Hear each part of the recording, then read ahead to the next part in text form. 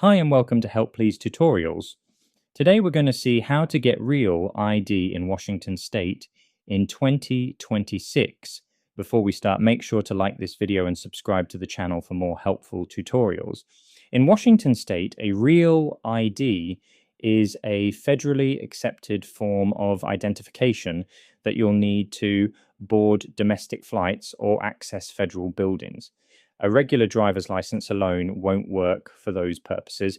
To get a real ID compliant card, you'll usually apply through the Washington State Department of Licensing.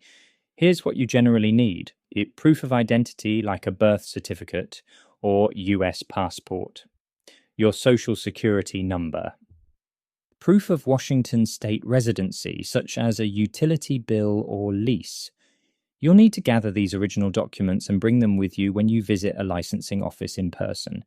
Make an appointment with the Washington Department of Licensing before you go.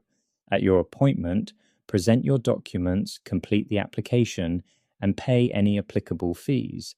If approved, your new Real ID compliant card will usually be mailed to you in about 10 business days.